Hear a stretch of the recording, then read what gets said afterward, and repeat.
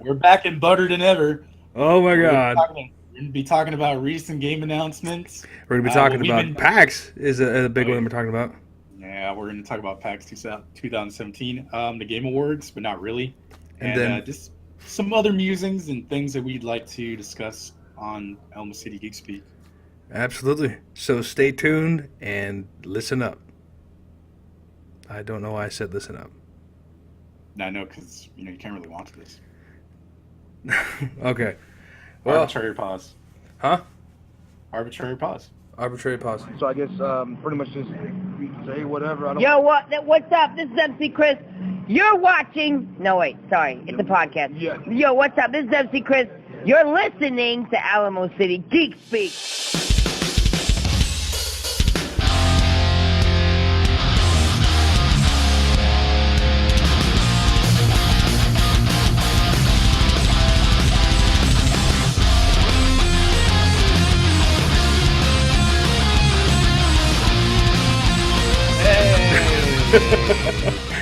Oh, that was painful.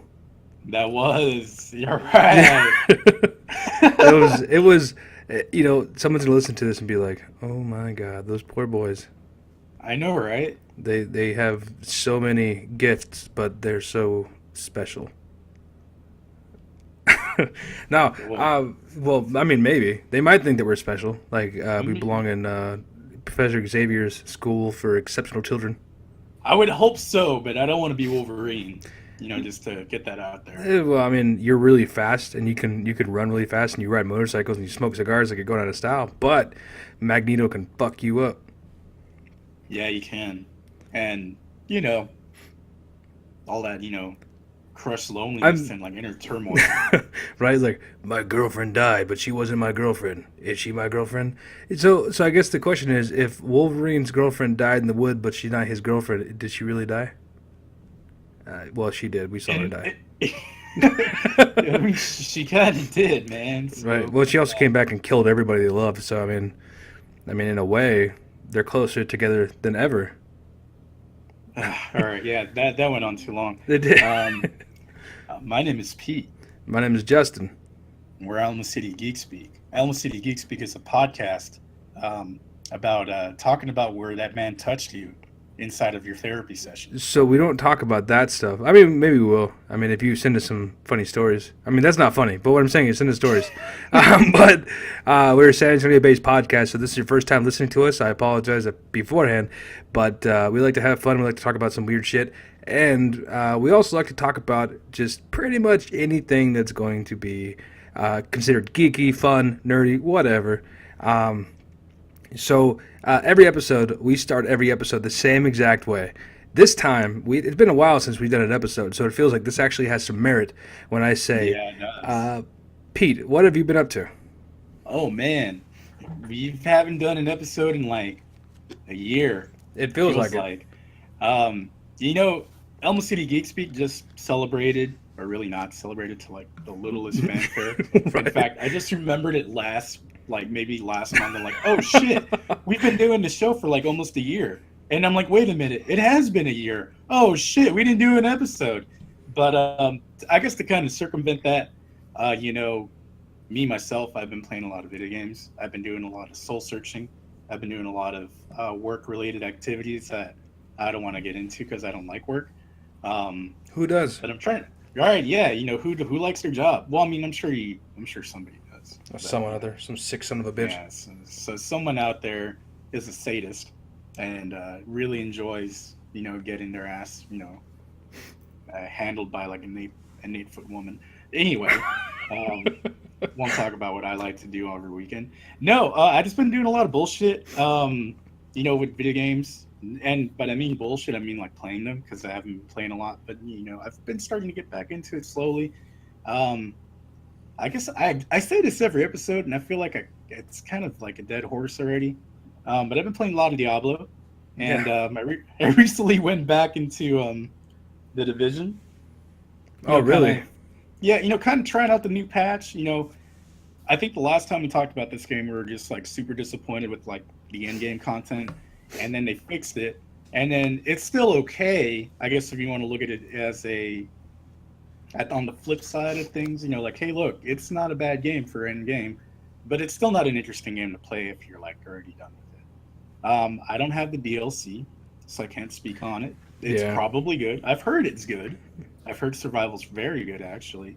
Not gonna buy that unless I get it for like $15 on a Steam sale. Which, by the way, most recently picked up Doom 2016. Because I had to pick up Doom. Definitely one of the best games of 2016. Yeah, I love it. It's awesome. And I've been playing a whole ton of Overwatch. I haven't done any of the competitive shit yet. Hoping to get into Season 3 on that. Maybe this week. Maybe I not. literally just started Season 3, and it's fucking hard. I'm just going to point it out. I suck at the game, though. I really like the updates they did to the arcade. Adding that in was a genius idea. I also like the updates that they did to Symmetra. I think she's going to be an actual viable character from now on. And let me see what else I've been doing, man. All about Gears of War 4. Yeah. That's probably the only like fall big release game that I actually purchased, I think. Yeah, that's going to be it. I've been doing a lot of Street Fighter 5 also. We're going to get to, Marvel vs. Capcom in a few minutes. But, oh my god, yeah. And I'm super stoked about Akuma finally being added into that fucking game. He looks like a lion if you haven't seen him. Like, wait. Like, in Street Fighter 5. Oh my god. Oh, dude, yeah. I knew something was missing when we played. I just couldn't quite put my finger on it. Yeah, and that's what it is. You're just missing one of your Shotos, and it's the main Shoto, at least in my book. Heck yeah, dude. They added okay, so he's like a neckbeard. It starts from like, I don't know where it starts, to be honest with you. I don't know if it's from the top of his head or from the middle of his sideburns or something. He's got a beard that goes down to the bottom of his chin. Doesn't cover his chin, by the way. But then his hair kind of like flares out, like at the top of it. Like, man, I can't explain it. He just looks like a fucking lion. I have this meme, and we're really bad at editing, so we're not going to put it in the video. But it's basically him with Mufasa's body, and it says Akuma Matata. And I'm just like, oh yeah. I haven't seen that one yet. I'm sure that you probably posted it in the Facebook chat we have going on, but I'm pretty sure I did, because that's one of the things where just like, yeah, I have to show Frank. And then I think I showed it to him today at work, actually. So whatever. I'm willing to bet he's super loud. Actually, that didn't sound anything. He's really bassy, really bellowy. No, yeah, I think he did a super loud, like, fucking, like... fucking... Nah, you probably didn't do that. I don't remember. I mean, it would make sense, though. It'd be really funny. It would. Just want to give a quick shout out to my girlfriend. She just finished her RN program thing today. So she's getting pinned on Thursday. She's going to be an RN, and she's going to make a whole lot more money than I do. So... Boom, you got yourself a sugar mama. Exactly. No, I don't. Well, I mean, I want to say congratulations to Pete for having a girlfriend. Cause, yes. That's not something that everybody can do. Right, yeah. Hey, look, and you're probably listening to this, you probably don't have one either. So. Wow. In one joke, you've gone and alienated our entire audience. Well, I don't know. That Akuma was pretty bad. Oh, yeah, it was. Speaking of which, I kind of wanted to talk about this a little bit, but not really, because I didn't want to go off in like a whole fucking fuck YouTube thing, because, they host our content. But, it turns out that we had like 205 subscribers, and then we noticed a diminishing value in that. So we're about down to 189. So if you haven't told your friends that we have a podcast and we know you, you're kind of a piece of shit. So you should probably go tell your family that we have a podcast, and you should tell them to listen to us. I know that Pete hunts people down for this kind of shit. So. I was about to say, we'll fucking find you and murder you. Oh, shit. So I just want to point out, I am at home right now, and I will never leave my house for the rest of the time, so I have an alibi, because that's ridiculous. No, I don't know. I've never been an accessory to murder, and I'm pretty sure that just happened right now. If you're listening to this and you're driving, like if you happen to just tomorrow morning, or when decide to release it, and then you're listening in the car, I know where you are. So do the right thing, man. Just do the right thing. Do the right thing, man. Also, hey, look, we did a panel at San Japan, and apparently I pissed a lot of people off. because I made Nina Tucker jokes from Full Metal Wait, Alchemist. wait. So you really pissed people off? Yeah, like after the show, I had more than like maybe like 5 or 6 people come up to me and like, "You're a fucking asshole." And this was like leaving the convention when I was going back to my car. Like I had like people walking like, "Oh, you're that asshole with the Nina Tucker joke." Excuse me. And I was like, "Yeah, that's me." And then they're like, "Well, that shit was kind of funny, but you're still an asshole." And I'm just like, Wow. it's good. It was a good feeling. I didn't know that any of this happened at all. Like Yeah. I was there when we made Nina Tucker jokes, and I didn't know who she was, but I still thought it was funny because everyone was, like pissed off or groaning. I was like, Yeah. this is obviously a taboo subject. It's funny as shit. But then it turns out people hate you for it. So Struck a chord with the audience, and I want to thank everybody who showed up because you haven't had a proper chance to do that. Thank you guys so much for showing up to that panel. Will we do it again? Hopefully. fuck yeah, we're doing it again. We really want to. So the next time we go, you should bring like the whole family, kids included, even though it's 18 and plus. No, they're gonna learn some new words. Exactly. Hide them in your knapsack. Whatever you decide. Do people take knapsacks to conventions? They take fanny packs. Hide them in your fanny pack. If they're your children, put them back into your vagina or your testicles to go ahead and shuttle them inside of the actual convention. Just do the squad walk. You're good. Yeah, just get them back in there so they can just experience ALAMO City Geek Speak Live, which was an excellent, excellent experience, I think, for everyone.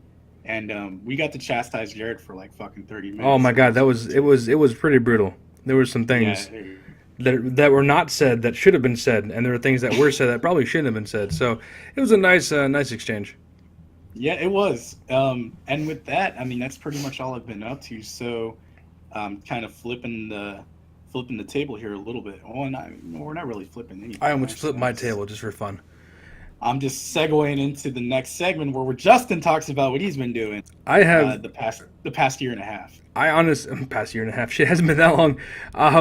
I literally haven't been doing anything. I've been playing video games, and that's pretty much about it.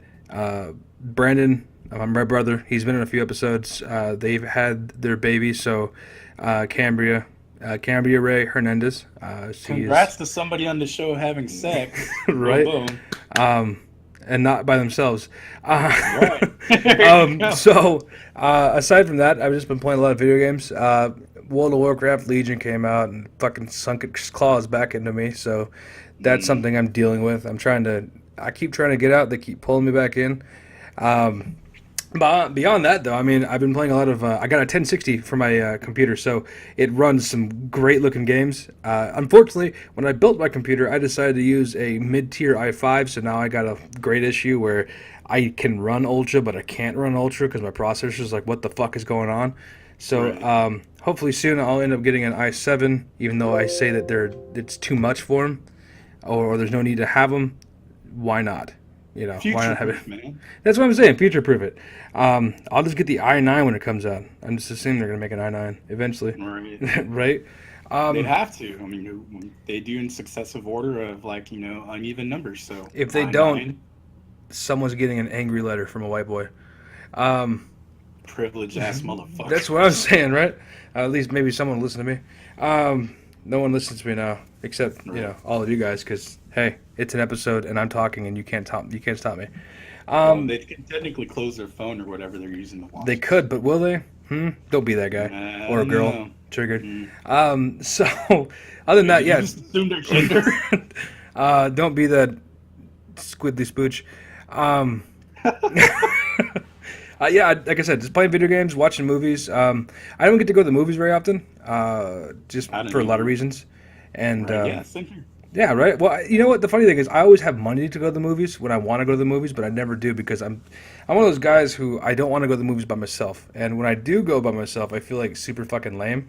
I went to go see what was that fucking WB movie? Not Superman versus Batman or the fucking backward Batman versus Superman, but it's the Was it Suicide Squad? the Suicide Squad. See how forgettable that movie is. And I was literally talking about it yesterday, so it was on my mind. Just no one cares. I went to go see that movie, and it wasn't terrible, and it was funny, but it wasn't funny. It was okay, but I had no one to laugh at the funny parts with, so I was like, hey, That happened. I get the same way when I'm watching like something on TV and I'm alone. Ha ha! But Oh, no one was nobody's there. here to hear. Like if nobody's here to hear you laugh, do you really laugh? It's like a tree. Oh my god, dude! Like you should be a philosopher. A velociraptor. A velociraptor stone. Right. But yeah, I think that I don't think there's any movies coming up soon that I want to see, but I know there's some games coming out. And speaking of games, there's a lot of great games coming out that I think we all want to play. Specifically, well, I don't know. I don't want to play indie games. I want to play Final Fantasy, but I don't know about the other one coming out tomorrow. I think before we get into that, I just want to say real quickly that Justin's been doing a little journey of his own, and this motherfucker looks great. So next time you see him, just give him a high five or a hug. Okay, so yeah, that was something I totally forgot to mention. Yeah. That's a huge part of your existence. So, yeah, okay, so essentially, earlier this year, I went to go see my doctor, and if anyone who knows me knows that I was a little on the heavy side. I was a big boy, and I'm still a big boy, but some decisions were made, and essentially, I ended up having surgery. So now, I think I've been losing weight. I've about maybe lost about almost 100 pounds now. Jesus Christ. Yeah, almost 100 pounds in like 4 months. So yeah, man, that's an accomplishment. Well, you know what? It literally did not. I never noticed until literally today. Someone mentioned something about it. They're like, because it was someone from upstairs, and they're like, "Oh my God, I haven't seen you forever. You look so different." And I'm like, "Shut the fuck up. You're lying." Because like I look in the mirror, and I'm like, "Oh shit." But then they're like, "You look so different. Like you look so completely different." I'm like, I mean, thanks. And for like the rest of the day, they put a skip in my step. I mean, it's surprising. But yeah, I can't wait to see all of you guys again next year. I'm not going to be that fat guy. That's going to be someone else, hopefully. Hopefully not me. Yeah, hopefully not you. I'm leaning more towards Jared, but I mean, Well, yeah, it might be Jared. Who knows? We don't know yet. For someone who never has money, he eats out a lot. So that's all I'm saying. But yeah, so thank you for forcing me to talk about that, Pete. No, man, I mean, like, it's because I'm so proud of you, man. You really made some real progress. So I have seen it. Like, I saw it the first month you went into it. I'm just like, man, you looks a lot better. And not better in the sense like, hey, we're going to have sex, but more like in the, hey, this guy looks a lot healthier. Yeah. So, it's really about, just improvement of, your overall well-being. And, I'm glad you're doing it, man. Great. To anybody out there who is wondering,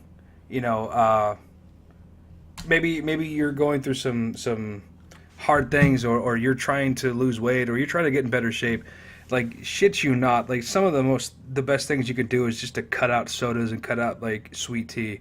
Don't use artificial sweeteners, or if you do, use them sparingly, whatever, but, like, it's not hard. It's fucking hard.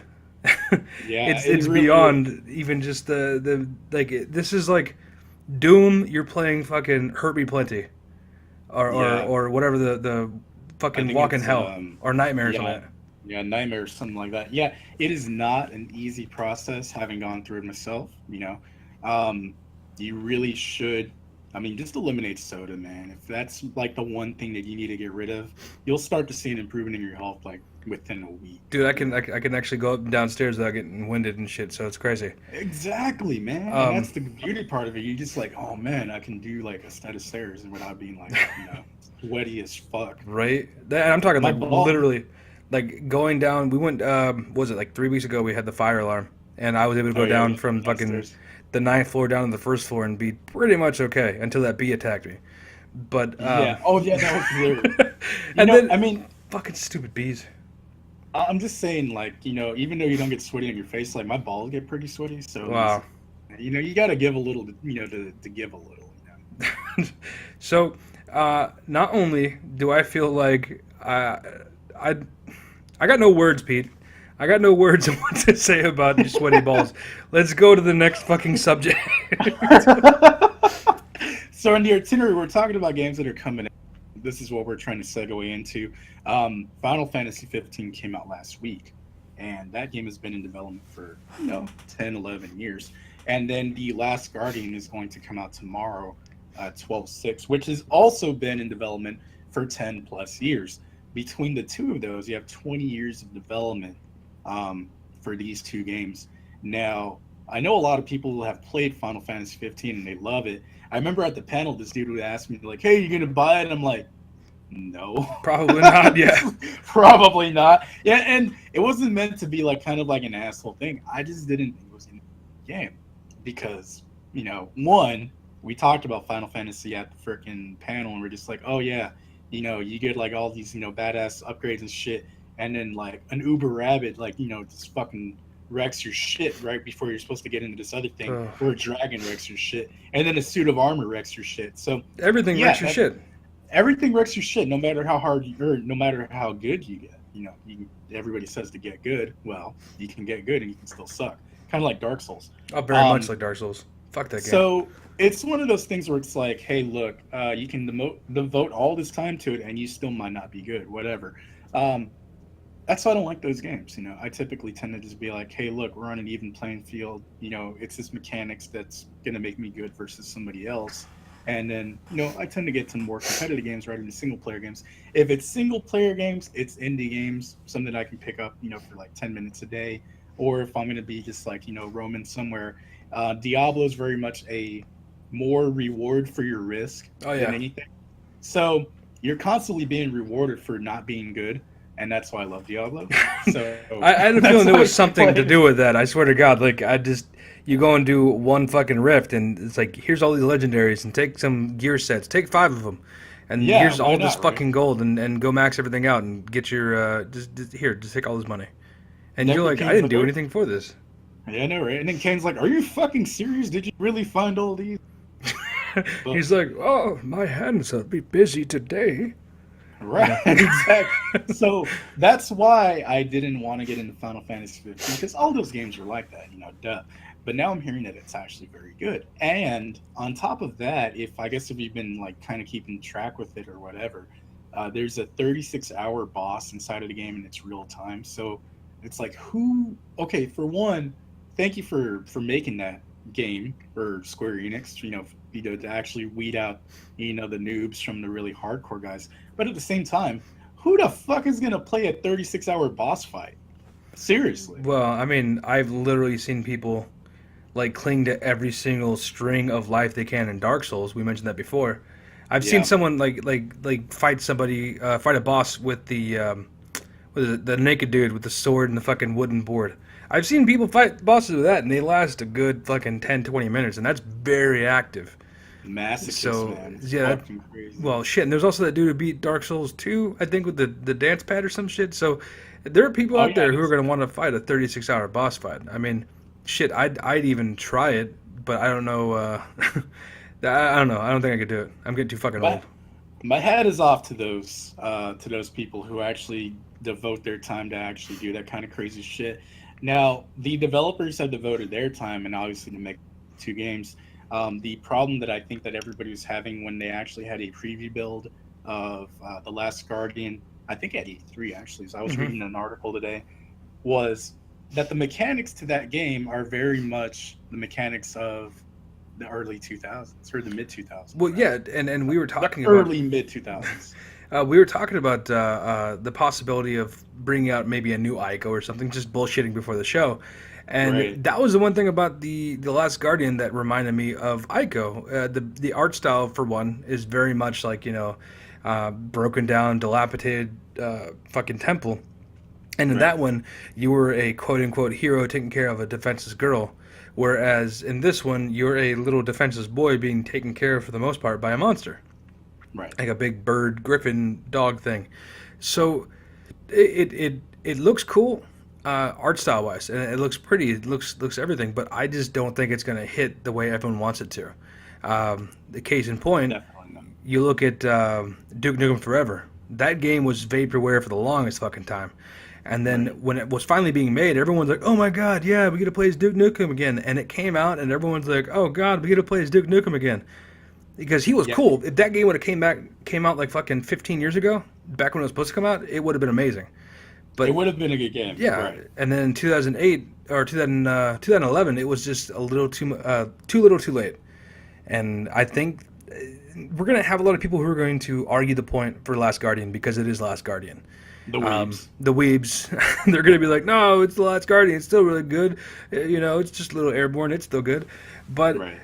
yeah. But I think that if anyone plays the game, and I could be wrong, we could be very wrong. But yeah, absolutely, we could. If it comes out and it's dated, people need to say that. You know, don't just take this and say, oh, it's great. I love the taste of regurgitated bullshit. Right. Call them out on it. Say, hey, this game should have been done a long time ago. You fucked up. It's like when they redid Resident Evil a few days. Well, I guess it was this year, right? They did the first game again for like the PS4, and they were like, hey, look, it's the GameCube version of it. And people were like, oh, what the fuck? I don't want the GameCube version. I want the tank controls. And it's just like, well, you play the GameCube version, and it's kind of tank controls anyway. It is not like really easy to control, and it's not really, you know, your mechanics are just all fucked. Comparing it to like Resident Evil 5 versus Resident Evil 6 and 4 is like completely different. Now, I think they actually do have a control scheme in that game where they've updated it. Yeah, I remember reading about that. Yeah, so it is something a little bit more akin to the later games in the series. But if you want to play that shitty tank control shit, you still can. Well, see, that's the big difference, though. I think between Resident Evil fans and like fans of Ico, they have one game to go back and say, "Oh, I remember this game. This game is good." Resident Evil fans have like 1,000 games to go back and say, "I remember tank controls." You know, Resident Evil 3, 2, fucking Code Veronica, all that stuff. So, having said Operation Raccoon City. Oh my God, Operation Raccoon City. Fuck, dude, I forgot all about that. The not Operation Raccoon City was a third person. You're thinking of the Raccoon City files or some shit. The Chronicles. The Chronicles. Was it Chronicles? What? I don't know, but I remember like the most significant thing out of those games for the PS2 era was Zombie Elephant. Zombie Elephant. What the fuck are you talking about? Zombie Elephant. It was Resident Evil Outbreak Part 2. Yeah, there was a zombie elephant in it.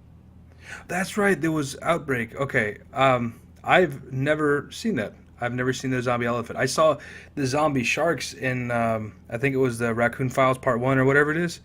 I remember seeing those, and those scared the fuck out of me because I didn't know they were in the water. And I took my sweet time getting across that bridge, and guess what? One of my guys are gone. Good luck beating the game with 3 fucking people. No shit. Yeah. By the way, I know we don't want to get on a tangent real quick, but that game pissed me off because when you went to go fight the hunters, one of your teammates would just sit there and shoot it with a pistol and be like, "I'm hurting it," and you're like, "No, get the fuck away from it." And then they just get hurt, and you have to waste all your goddamn herbs bringing them to life. And then when you stop to spray them, the hunter slashes you, and you're like, "Well, great, now I'm fucked along with you." And they're like, "Well, I found this cog," and then by the time they pick it up and slowly walk it over to the door, you guys both die. You know, and I was watching like walkthroughs of the game during like October because like, you know, it was Halloween, and I was in the mood, I guess, you know, being in the festive spirit. And I was watching this game, and I'm just like, man, they sure, you know, need a lot of statues and cogs and right. and all other kind of bullshit. Why is that shit never where you fucking like need it? Like, if I go over to like an abandoned warehouse, I guarantee I'm gonna find a fucking lever to a thing that I need to do. But it's not going to be like 100 feet away or even 250 feet away. It'll be like 5 or 10. Yeah, well, so it's the same principle behind the magic stick that always changes its parameters. In like Jason, there's a stick on the ground, and a 3D model or a graphic artist will go there and change the hitbox. So when they jump over that stick, it's way too fucking big, so they're going to trip on it anyway. It like doesn't 4 feet when it should have been like right, 2 inches. It doesn't make any goddamn sense for them, but they're like, well, I mean, there was a guy who was in that facility there, and he took that lever to the bathroom, and then he forgot it there. And now that bathroom's on the other side of the goddamn facility. So good luck. He took the lever, and then like the apocalypse happened, so he couldn't take the lever back. He had to just get the fuck out. Which it makes me wonder, like, how fucked up are the Capcom, the fucking building? It's like, hey, I need to get a new mouse and keyboard. Oh, that's in the other building. It's like, why is the IT office is right there? It's like, you know how our games are made? You have to go over there, and there's a hunter in that building, so good luck. And then you need to get the yellow card before you can fucking get into that room, but the yellow card is, you need the blue card red card first. And before you get into that building, you're gonna have to do a boss fight, and the boss fight is you're gonna have to tell the cop that I was gonna be right back. It says 5 minutes on the meter. Oh, Capcom lives are terrible. They should really make a game like that. I think I would play. I would play the hell out of it. Just call it Capcom IRL. We wanted to make a segment on the show where we like talk like, you know, bullshit games like that should be made, and I think that should be like the first one. That really should. So Capcom IRL, and it's going to be the poster boy for our show. So we'll call it, this is the first segment of bullshit games that they should make. Anyway, no, we've digressed from the game announcements. Sorry, very much so. It's very much so. Hey, we haven't changed that much, I guess. Yeah, we really haven't. It's like, hey, tangent over tangent right over here, and then you carry the X. Solve for what? Exactly right. So yeah, Last Guardian's coming out tomorrow. We'll see how that goes. Whatever. I'm gonna read up on a couple of reviews. Is it wrong that I hope it fails? You know what? I mean, I think that's just a nihilist in everybody. Yeah. Or you know, like, hey, you know, fuck that game, whatever. I really don't care. I didn't play Ico and I didn't play Shadow of the Colossus, so I have no attachment to the series. So who cares? The other thing, however, is they had a PSX event over the weekend. Oh yeah. And a whole lot of big ass games came out. Dude. Coming announced. The Last of Us 2. Dude, when they started showing the tree and they showed all that stuff, as soon as they showed the stop sign with the fucking fireflies, oh, dude, I started freaking out. I was super excited, and then we get to see Ellie and Joel. Yeah, we did. I let out a loud girl squeal watching that trailer. I believe it. And I did because I love The Last of Us. It's one of my favorite games of all time. I think it's at least top 5 for favorite sure games of all time. But yeah, seeing her like, you know, just like playing the guitar, she's got like nicks all over her fucking knuckles. She's bleeding from her head, and I'm not sure why she's playing a song though.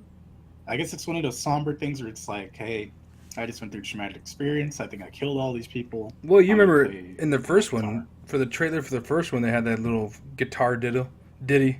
So I think it's only important that they make it, you know, just like that. But yeah, no, it was so fucking awesome.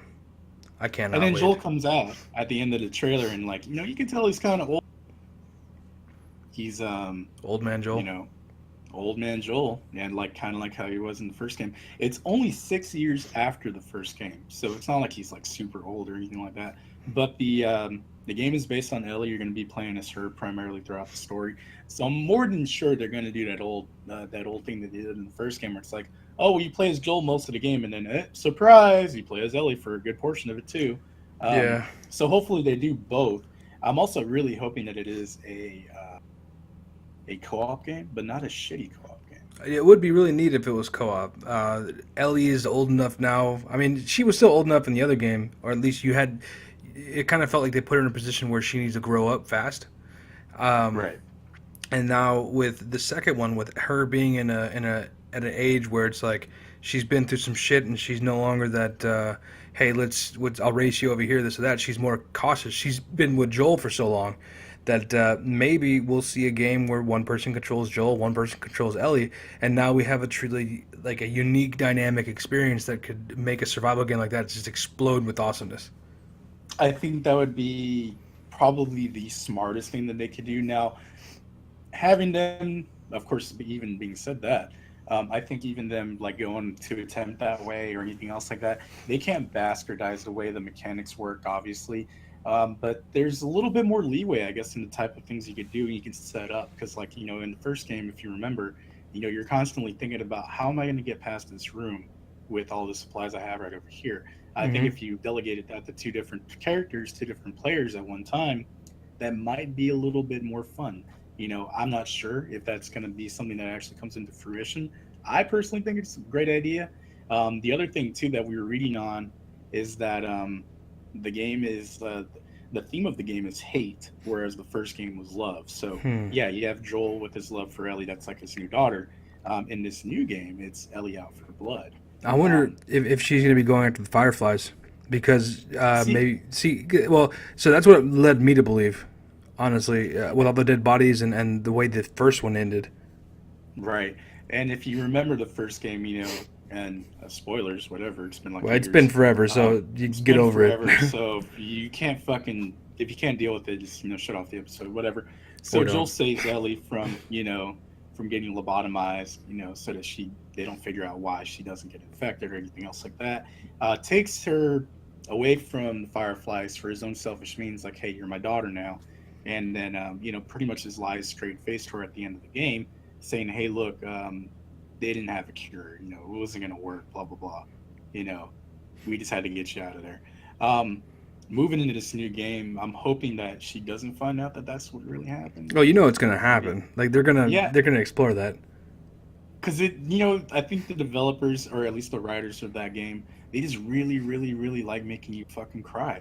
They Like, do. If you played the first 10 minutes of the game, man, if you didn't cry, I mean, I'm not saying that you're not a fucking person, but you're obviously a sociopath, because that fucking shit was sad. I really love those games, as you can probably tell. I really like the expansion too. I haven't had a chance to beat the expansion, but I'm going to as soon as possible. If they really want to make this game a success, I mean, they should really think about doing the co-op thing. That would be awesome. And on top of that, don't fuck up the story. Don't make it seem like it's so stupid. And then that's one of the things that Neil Druckmann did say. He was like, hey, look, we wanted to make this game, and we know that everybody's going to be really concerned about the dynamic of the actual story, how it plays out in the universe. We want to make sure that we're not fucking that up for anybody. We love these characters just as much as you do. Let's not do that. Well, yeah, that is a very important thing for them to definitely explore, and definitely keep in consideration, because you take a game that has like the general fondness of all the gamers who played it, and you say, hey, guess what? This game, we change it to a side-scroller shooter. Or we went ahead to an action game. It's an alien story now. Aliens are the reason why the fucking virus broke out. I would never play that game. I mean, they would have to like really convince me that it's worth it. I would probably violence would occur. I already threatened to kill everybody who show, so or it doesn't tell anybody about the show. So I mean that's just more than. Yeah, I mean it's just more fuel to the fire, man. And I know I'm not like a white male with a semi-automatic rifle, but I might fucking cut a bitch or two because of that shit. Or 3, or 4. Or I mean, 5, probably like 1,000 of them. Yeah, why limit yourself? Life is all about pushing yourself to the limit. Wait, Or rather, what? or rather the non-limit. Well, talking about limits, I don't know why this has anything to do with it, but the other game that we got an announcement for, that I don't know a single person who's not excited for it. I do have my worries, but I think it's normal for everyone at this point. But we got Marvel vs. Capcom Infinite announced at the PlayStation Experience. And I mean, the trailer was kind of boring, honestly, because it just showed 4 people. But I think that, I mean, they picked 4 people that everyone wants to see in the game. You know what? I really hope that because there's only 4 people, I hope they don't take it back to a 2-on-2. It is going to be 2-on-2 then? Yeah, I was going to mention that. So they're actually changing the whole dynamic to the actual series. They're bringing it back to Marvel vs. Capcom Superheroes or whatever it was. That's the first game. So if you remember that game, it was a 2-on-2 affair. In fact, I think it was a 1-on-1 affair with assists. Nah, it was 2-on-2. I remember that one. 2-on-2? Yeah, because I remember playing at Wolverine and Ryu all the time. Yeah, so that's what they're doing. They're trying to regress back into keeping the game simple. Now, balance-wise, I think that's a good idea. I felt like in Ultimate Marvel vs. Capcom 3, there's way too much fucking chicanery going on. Yeah. Where you could like literally infinite somebody in the fucking game. And I talked to Rob about this earlier. I was like, hey, look, the only reason that game gets more hype is because you're constantly waiting for somebody to fuck up a combo so that the other person will win the whole fucking match. That's why Evo is so interesting, because you're watching all these people at high level play, and they're just kicking each other's ass. The first one to drop a combo and miss on something, or miss a reset or something like that, is going to lose that match. And if they don't lose that match and they somehow come back, that makes it like, oh my god, even more of an upset. Yeah, it's like turning the tides constantly, and that's what made the game like so hype. So But it's not balanced I guess in that regard, at least to me, it wasn't balanced. It was, hey, look, if you're really good with like 3 characters, you can probably take an entire series, no problem. In this new game, it looks like they're scaling back to 2, which is good. It'll probably help with the balancing. I think the other thing that they do with this one, at least, it's like we're gonna have a lot less characters, and by that, we're not just talking about the exclusion of the X-Men, because hey, if you didn't know, no X-Men in the new game, but I think it's going to be really focused on just like maybe like 18 to 20 characters, which is pretty paltry compared to like even Marvel vs. Capcom 3. You know, I bet you, I'm willing to bet you they're probably going to settle on the 24. And the reason I say this is because most of the like the main Street Fighter roster was what, maybe 12 people? Like 14, something like that. So you take the main Street Fighter roster and other Capcom games. Right, Capcom. Versus Marvel, and I don't know if they're going to be going with cinematic universe Marvel. Like, is that something that they're going to? Yeah, so that's the focus. So if it's going to be a cinematic universe, we're going to see a lot of people who we haven't seen in games. We might end up seeing Groot, or like we might have to also see Star-Lord. Yeah. I, for one, I am going to miss the X-Men, but honestly, they've been in every game, and it seems like on every game they just got a little bit worse and worse. You know, they fucked up Wolverine to the point of I don't want to even play him anymore. Right, and you know, I think one of the things is they're going to give him like a little bit more outlets to replace those kind of characters with like characters. Like I was telling Frank today, I was like, hey, look, you could easily swap out Black Panther for Wolverine. Oh yeah, for sure. It makes sense because they're both agile and they both have claws. One of them just has less of a girlfriend issue, I guess. There you go. But you know, it's a fighting game, so the mechanics can work the same way if you look at it that way. They just need to be able to transpose those characters. They're not going to. With the new characters from the Marvel Cinematic Universe, which is a pretty big fuck you also, I guess, to Fox and whoever else owns the characters. I think it is primarily Fox, actually. Fox and Sony for Spider-Man. Right, yeah.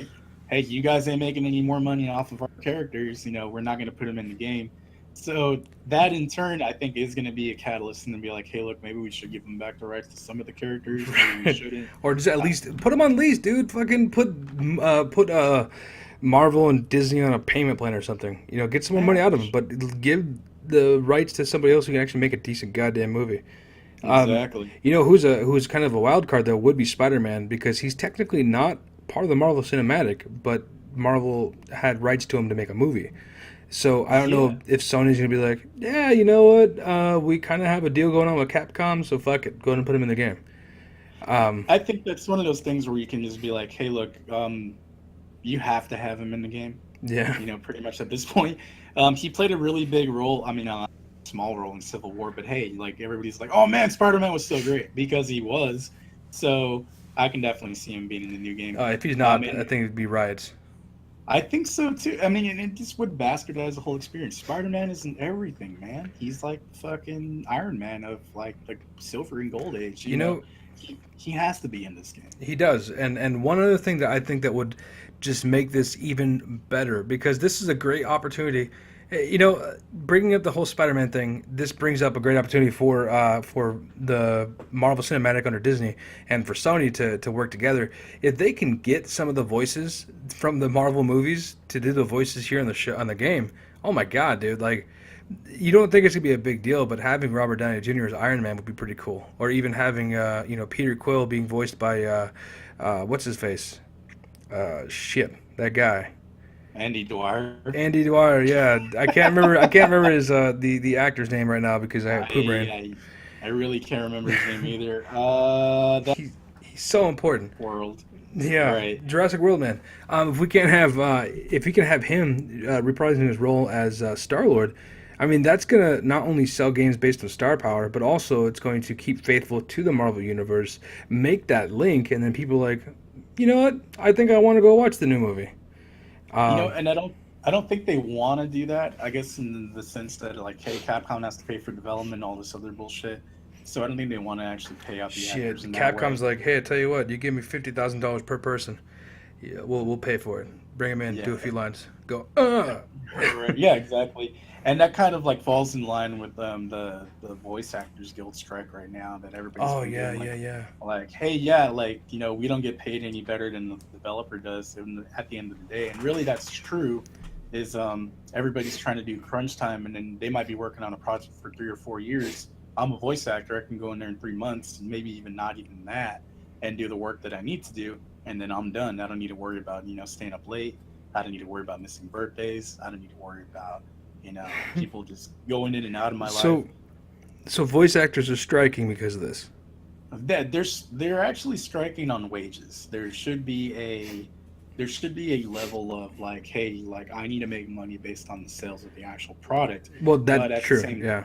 yeah, but at the same time, it's like, if I'm a art director, if I'm a 3D analyst, or a 3D artist rather, you know, working on a title, for 2 or 3 years, I probably don't get an extra bonus working on a game until well after that game has come out. Yeah, But you in the start getting the middle, residual sales. exactly. But in the meantime, I'm missing out on my life. I have to constantly be in this office making this game. Well, you know what? I mean, there are some people who they don't need to worry about it. John DiMaggio, Nolan North. Those are basically the closest thing to household voice actor names that you can just throw out there and like, oh yeah, that was Bender. Oh yeah, that was fucking Nathan Drake. Right. But there are other people. I get it. I can understand why, because they go and do 3 or 4 months worth of work, and then they get paid and they're done. Yeah, But and that's it. but see, that's the thing though. So as an actor, as a voice actor, as any kind of talent like that, you're 100% dependent on creating your own future. So if you suck That's at what you true, do, then no one's going to hire you. But people like Nolan North and John DiMaggio have such unique talents that they've created these characters that not only the developers did a good job of creating those characters, right? So let's look specifically at Nathan Drake. He's a likable guy, but Nolan North is what brings him alive. And that's why, Naughty Dog's not going to be shy about saying, yeah, we're going to pay him top dollar to keep doing what he's doing, because Nathan Drake is the title of the game, pretty much, and he's the reason people play it. Him and Sully, they had like the best kind of back and forth. right. Marcus Phoenix, if they would have replaced him with anybody else, or they would have done a game where it's like younger Marcus and they didn't pick John DiMaggio, people would be like, what the fuck is this? Because this is not Exactly. Marcus Phoenix. So, for other voice actors to be upset that they're not getting paid the same amount, get good. And that's all I can say. Yeah. And that goes into like the thing with like Michael Ironside not playing Sam Fisher in the later games. He's not Sam Fisher in Black Side or Blacklist, whatever the fuck Blacklist, that yeah. is. I liked it. I thought it was a pretty good game. So it is a good game, but it's not Michael Ironside. It's Is not it Michael really Sam? Ironside. Kind of like Snake. I mean, is it really fucking Snake if it's Kiefer Sutherland versus man, I can't remember his name. That's David Hayter. David Hayter. Yeah, so I mean, it gets to be that point where you have like these iconic voice actors, and then like, yeah, they're iconic because of the person behind them. Now, should they get paid their dues? Obviously, yeah, hell yeah. I mean, I believe you should be able to make money off of the sales of a video game. Now, does that necessarily mean that it's going to happen? Well, maybe not. They work on a flat wage. Like, let's say, for example, David Hayter's like, okay, I want $150 an hour. Well, yeah, we only pay for like maybe 2 days and then you're done. And it's only maybe like 20 hours. So, I mean, that's it. That's all you're getting. Sorry. It's one of those things where they really have to push for the wages to be really where they need to on the level, at least as far as these actors go. And then at the same time, yeah, the developers get paid too, obviously. Hell yeah, I'm with that too. They need to actually be rewarded for all the hard work that they put in there. And I don't think that either one of them are in the same boat. Or rather, either one of them are in that position where they are going to get paid where credit is due. They're really just being taken advantage of, and not in a really shitty way. It's just the way the world works, I guess you want to look at it that way. Yeah. Well, and you bring up some good points.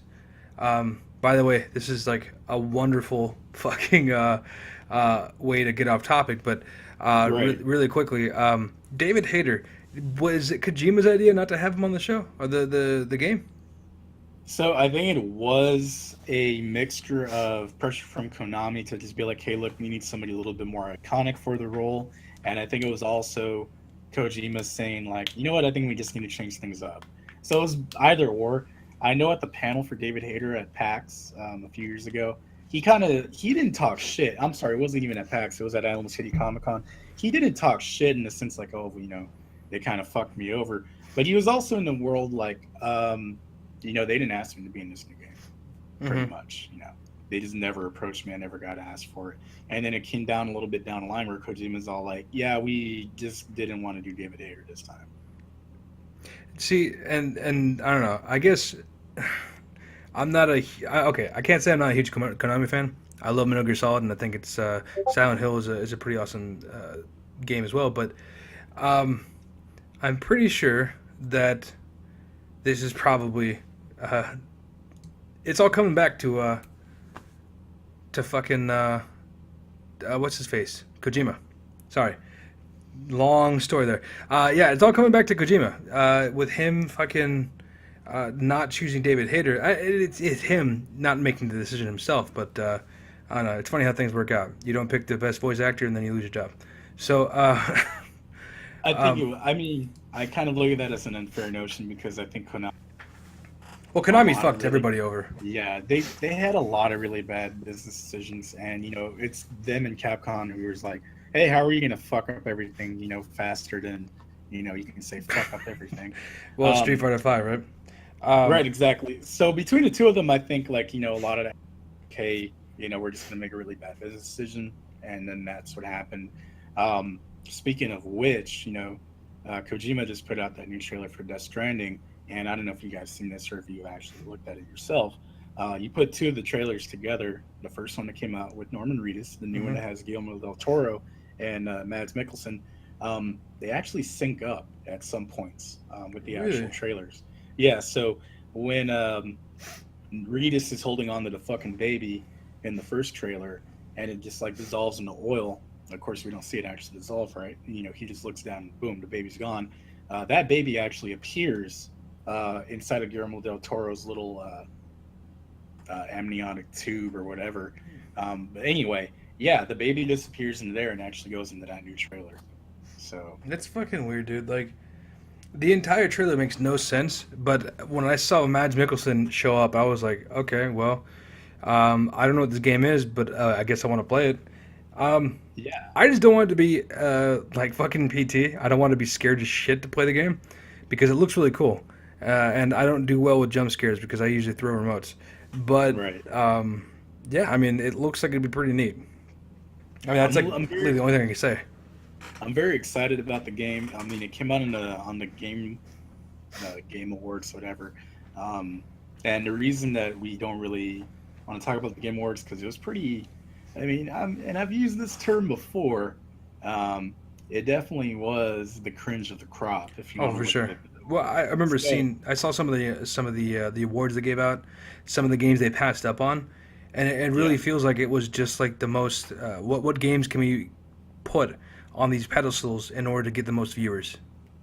Yeah, and I think it was also one of those things where Game Awards, let's just fuck something up and just put whatever game that we think is going to be good, or maybe we need more money from this kind of publisher to have another Game Awards next year.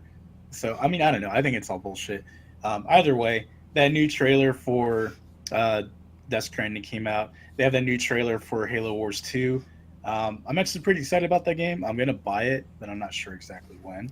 Yeah, I think I feel the same way.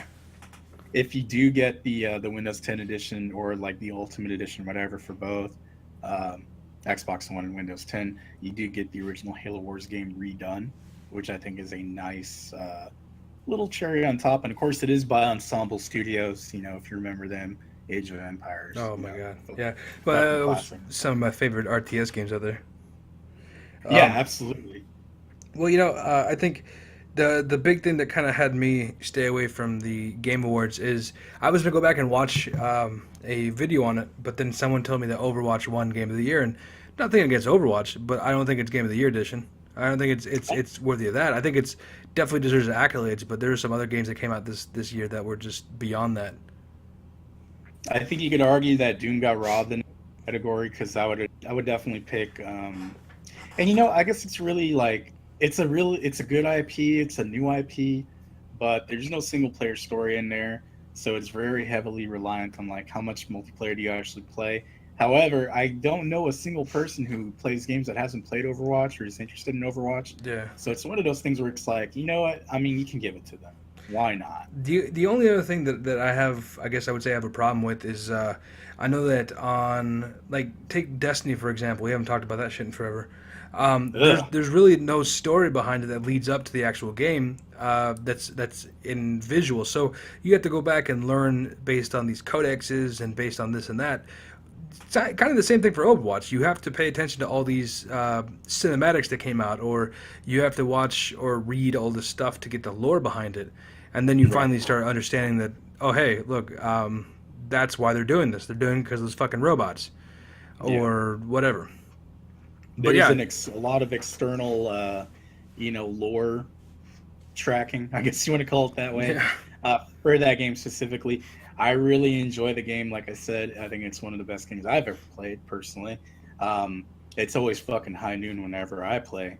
So, fuck out of here. I could let them keep. I could let them just be like, hey, look, yeah, you won the award. Good for you. And I think really that's kind of speaking to everybody right then and there, that in a world full of sequels and remasters and remakes, I think this is one of those things where it's like, hey, look, it's a brand new idea and everybody loves it. Let's go ahead and just give them the award. I'm okay with that. I like remasters and remakes if they're very tasteful. Doom being one of them. I think it's an excellent game. But then you get like, your fucking shallow rehashes just so they want to make more money.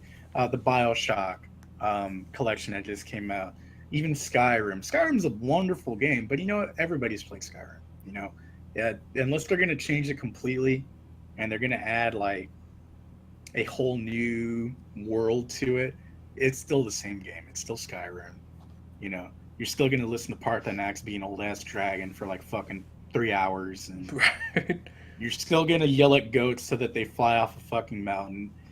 That's just the way it is. Which, by the way, like I started playing it, and you know what? Like, because I got it for free on Steam. You always say that I was going to buy it on PS4, and I'm like, no, you're a fucking liar. I got it on goddamn Steam.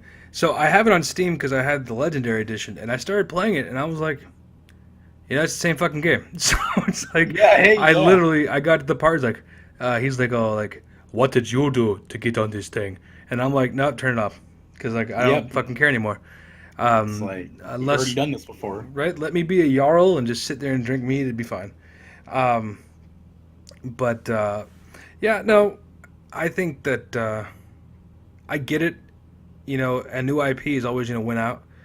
But I don't know. I guess when you consider it, though, we're talking about how Overwatch doesn't have any real story behind it. And then when you play Doom, you literally start up and just start shooting shit. There's really no explanation. It's like, get a fucking gun, just go. I'll explain it when we go. I'll tell you on the bus, It's like, okay, well, just let me go break some shit. So I get it. That is what it is. It is just what it is, and hopefully next year there's a few more games that'll obviously get us talking, and be like, oh yeah, this should be game of the year.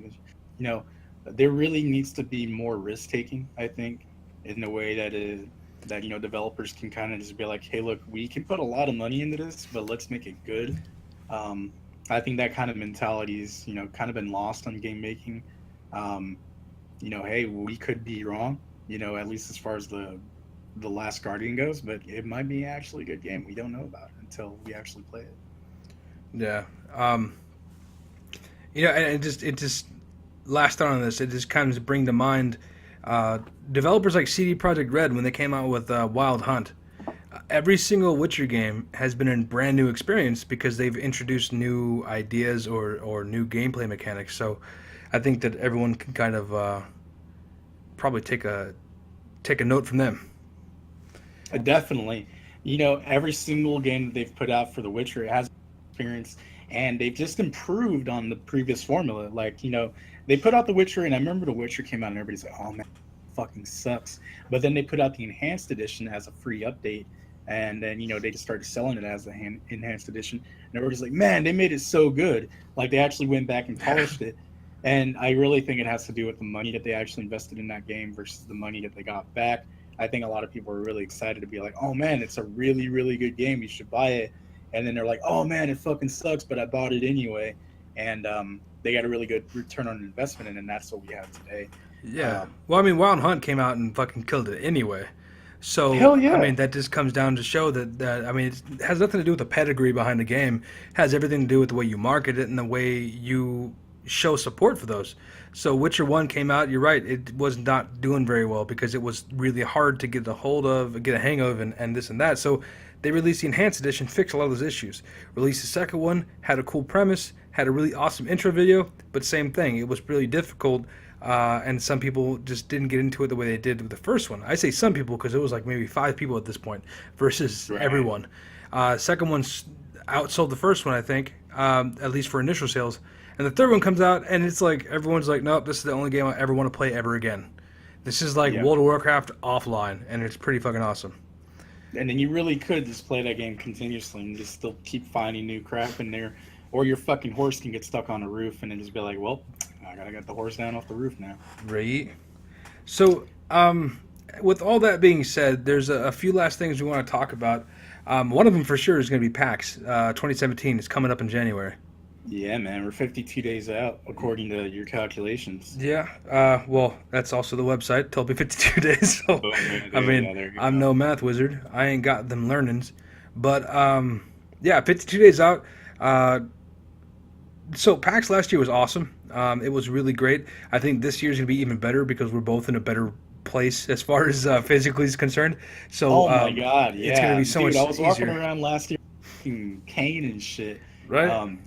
Don't ruin your back, kids. That's fuck idea. Yeah, no, like I cannot wait to go walk around and be like, hey, look at this, my feet aren't swelling up. Exactly, yeah. The one thing that I want to bring up is that PAX South is fucking fantastic. If you haven't been, you need to go.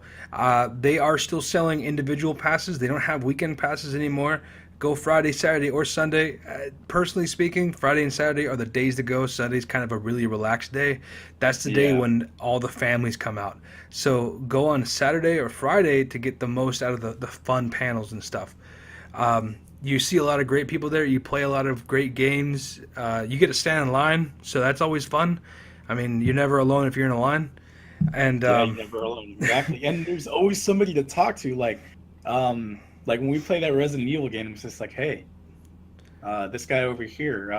It was me and Jared. I think we played with these 2 other dudes. And one of the dudes didn't speak English, so I was just like faux Mexican. And I was like, yeah, ven pa acá este aquí. Like really shitty Spanish because I don't know Spanish. But we connected on that game level because we wanted to kick the other guy's asses. Well, because the other guy was Jared too, yeah. Yeah, Jared was on our team. Oh, okay. And then Jared kept dying. I'm just like, dude, I'm just gonna take this shit. So we ended up doing really good because I'm, just good at video games. I killed one guy. I killed one guy with a grenade and then one other guy with a shotgun. Other than that, I just kept getting wrecked. So I gave up. Oh wait, no, I'm sorry. I did brain somebody with that axe. Yeah, he did bring somebody. Oh, it's so that's cool. One of the things I did not want to try. I was just like, fuck melee. I have a gun. Not bringing a knife to a gunfight. Well, so that's just the berserker in me. That's my Scandinavian roots right there. There you go. I do that when PAX gets closer. We are going to be. If you guys want to ask any questions, you guys want to get something going on with us, that's great. I plan with you, Pete, because this is going to be the best thing ever. We get closer, we're going to be releasing the top 10 things to do at PAX. I think that's going to be a safe bet. We are. Well, I am. We are. And actually, we could probably even cover that right now because when it comes to PAX, you want to make sure that you pack light and you explore everything. A lot of people. No. Hey. No, let's savor the steak. You want to savor the steak? Yeah, I don't know. Let's promise to do a video and then not do it. But usually what we do. Nothing's better than saying you're going to do something and not doing it. It makes you feel free. Because I'm in America. I just want to point out real quick, if you happen to be in PAX weekend, that's also the same weekend as Royal Rumble, which I have a ticket to. And then I'm also going to NXT. That's right. You're one of them wrestling kids. I'm one of them wrestling kids, so I got a full weekend planned to shit. So I actually got the days off that I needed to. I got Friday and Monday off because like I'm in no fucking way gonna go in on fucking Monday. No, fuck that. After being at the Royal Rumble, being high off of that fucking experience, and be like, yeah, let's talk to some people.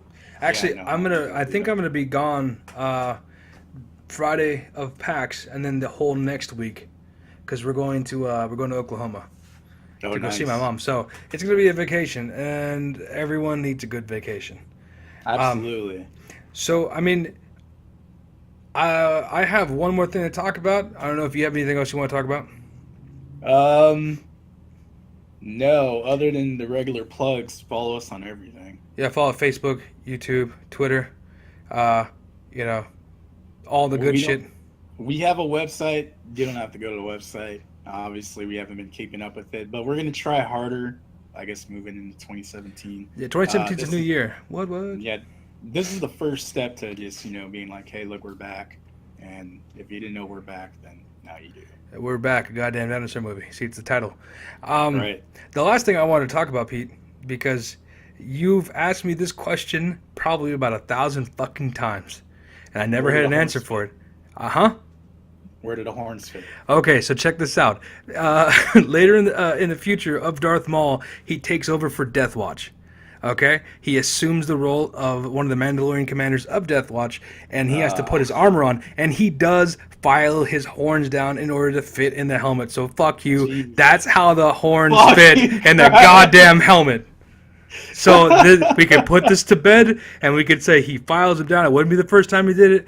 We're done with the and we're gonna just we're done. I didn't know we were gonna talk about this. I know you didn't. I wanted to spring the shit on you. So when I said it, I'm like, wait a minute. Is he gonna? All right, Darth Maul filed down his horns so he can wear Mandalorian. I never. Okay, so I guess it's canon. Somebody said it. Just to give this some background here, and actually, it happened in Star Wars, the Clone Wars, in the cartoon series, which Disney said is canon. So just throwing it out there. Now, the conversation that me and Pete are talking about is one day I said, hey, did you know there's a fan theory that Boba Fett is actually Darth Maul? And I said bullshit. And he said bullshit. I explained a few things, and then at that point, our friend Rob, Jared, a whole bunch of people started getting in on it, asking, where do the horns fit? Yeah, they're fucking... Where do the horns fit, exactly? So they kept asking that. I never had a good answer until I did some research. I literally did research on this shit. And I was like, I'm going to find out how do the horns fit. And oh my God. I looked it all up, and everything happened.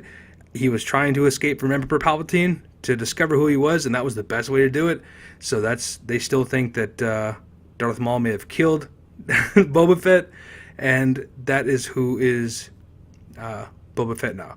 It's not a concrete theory. In fact, there's a lot of holes in it, but I just want to explain that's how it would work if he were to steal Boba Fett's identity. Well, with all that information, with that wealth of information, we can safely say that Jar Jar Binks is a Sith Lord. He is a Sith Lord. Why not? Why anything not? else can fucking happen. Everything's possible, apparently. So I'm saying, that's how the horns fit. Anyway, so... I appreciate you guys listening to this episode, if you did listen to the episode. If you didn't, you're just a little bit wee of an asshole. But still, I appreciate listening to the beginning of it. Yeah, man, thanks for sticking around. And follow us. Like we said, we already did that. Do it anyway. Subscribe to the channel if you haven't already. And then, of course, tell your friends about it. Because, we're buds. We're all friends here. Right? We don't want to get to know each other, but not in that weird way. And... yeah, hopefully we can just keep this a more normalized schedule of content coming out. And I know we keep saying that. I'm sorry.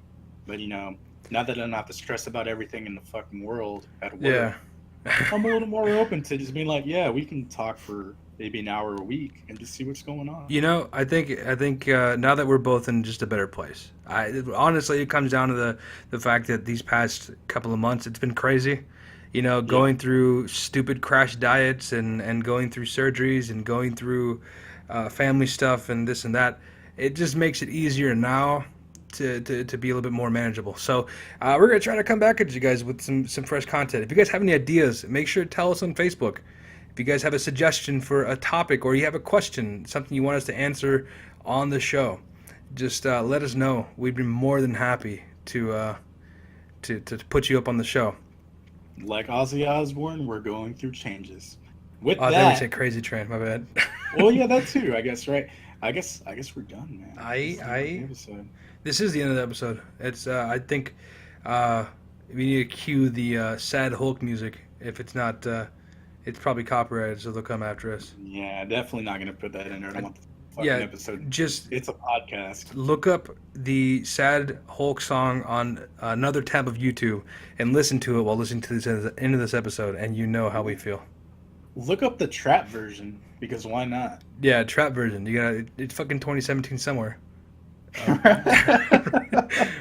right, guys. I'm Justin, I'm Pete. and thanks for listening, guys.